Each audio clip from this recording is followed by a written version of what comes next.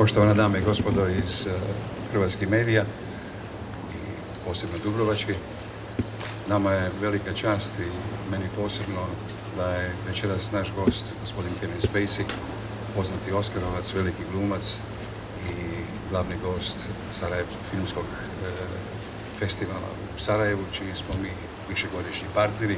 Kako je Dubrovnik koljevka umjetnosti, ne samo u Hrvatskom, nego u ovom dijelu Europe, ja doživljavam ovo kao jednu veliku kontribuciju dubrovačkom kulturnom životu i želim se Mirsadu zahvaliti na toj velikoj suradnji koja je dovela i ove godine jednog velikog glumca Kevina Spaceya, čiju ćemo imati prilike vidjeti film večeras na terasi hotela Palace.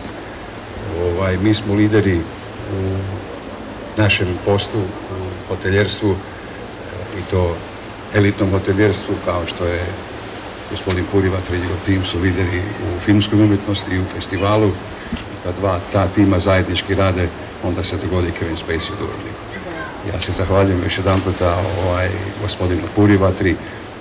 Želim isto tako reći da je jedan prvi veliki gost u našoj vili Agavi, koji je, moram reći, tako mi mislimo, od najposebnijih proizvoda u ponudi, u novoj hrvatskoj ponudi, elitnoj ponudi. I eto, nadamo se da će mi Kevin Spacey reći kako mu je i kako se osjeća u našem gradu po prvi put, u najljepšem gradu na svijetu, kao što ja znam reći. I imat ćemo prilike se družiti, čuti ga i vidjeti ga večeras i na platnu i uživo i za koji trenutak i ovdje sa vama. Ja bih isto želio da vas pozdravim, zaista mi je zadovoljstvo vidjeti vas ovdje i meni je zadovoljstvo da sa gospodinom Štrokom idemo ka onome što se zove izvrsnost, a Sarajevo Film Festival i Adriatic Luxury Hotels upravo to radi. Tako da se nadam da je ovo samo početak i da će biti još puno toga dobroga ovdje u Dubrovniku. Just to get started, we brought Kevin to Sarajevo for the first time, and I think it's been pretty fascinating 48 hours. What are your impressions of Sarajevo, Kevin? So I think I came to Sarajevo with I wasn't an expert. I didn't know as much as I know now, having had the chance over the last 2 days to talk to people who were there, were living there during the war. And last night, I think, there was a moment where I was having a conversation with an artist who's also a filmmaker. And I said to her at one point, you know, God, it must have been so frightening to have lived here during the war. She'd been there. And she looked at me and she said, no, it wasn't frightening. She goes, I don't know how to interpret in English, but I can only say survival is a mind game. And so we lived.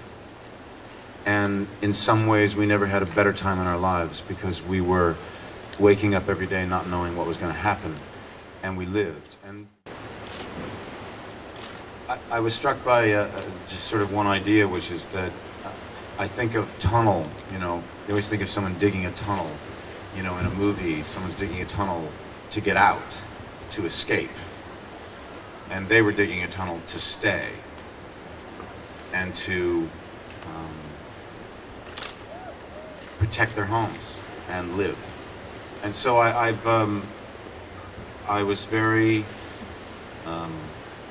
honored to be there, and it was a very moving couple of days until last night. And how did you? What was the reaction of the Sarajevan people? You had gala screening of The Usual Suspects last night. What was it like to go up afterwards? Yes, I should, unless you've already heard, but I doubt it because it's probably not that important. But last night I was informed when we were at dinner, this is after they had screened Usual Suspects and I had gone to the cinema, this incredible open-air theater with 3,000 people. But more than that, people in apartments that live next to it who have really fantastic seats. And speaking to them for a while, and then we went back to dinner, and and Miro came up to me and said, "You're not going to believe it, but we have to now go to this place called what is it called? Meeting Point. The Meeting Point, because Usual Suspects has won the audience award." And I said, "You're fucking kidding me, right?" that's completely ridiculous. But it did, and I asked for a recount last night. Yes, today, Dubrovnik, first time. It's extraordinary. I went to sleep. I took about a 2-hour crash this afternoon after last night because you know, the great thing about Sarajevo is that the people who were there and all the people at the festival, they're still living and living very hard. And last night they showed me just how much they like to live. So I've been suffering a bit this morning. I took a 2-hour crash nap, and then I woke back up and I came outside and I went, oh, it wasn't a dream. I'm actually still here in this extraordinary place. It's absolutely remarkable. Did it used to be a spot for Americans to come? Well-known Americans came here on vacation, yes? In like the 50s, 60s? Yeah. Who came? Like Kirk Douglas, is that? Yes, Elizabeth Taylor came? Roger Moore. Croatian National Television. Well, I'm happy to tell Croatian National Television that the accommodation is quite extraordinary.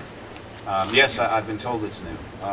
And what's great about it is that they've done that great thing when you admire and honor the place, the history. So there's this incredible sense of age, and they've done some wonderful things. But it's also very quite modern and convenient, and you want to get on the internet, you get on the internet. It's great. But it's also idyllic. And then you look out at this, and I indeed today actually the last 3 days I feel a very lucky man to have just had the experience I had in Sarajevo and not to have arrived here. I feel it's a good month. Most of my attention is now on the Old Vic and all of the responsibilities I have in running that theater. And occasionally I squeeze some movies in. So I'll keep doing that. But my passion is right now theater. So, is there maybe chance for cooperation? London Theatre with Dubrovnik Summer Festival? Very strong push. Let me ask a really obvious question. When is the summer festival? No. During the summer, yes. But I don't know, maybe someday. How long has it been going on? 50 years. 56, 59. So 59. they've almost got it right. Look, one of the things that I'm very excited about and always wanted to do when I started the theater company was first to establish or re-establish the Old Vic as a destination for audiences in London again, because it had been 30 years of that building being a booking house, and it was sort of off the map. People didn't really go. Occasionally it was a hit show, but it wasn't building an audience and had a sort of permanent kind of family to it. Once we got that right, and the theater was in a strong position, we then wanted to move beyond the borders of Waterloo in England and start to bring our work to other countries. About 3 years ago at lunch one day, Sam said to me, there's something to the fact that I'm a British actor living in New York, directing plays. You're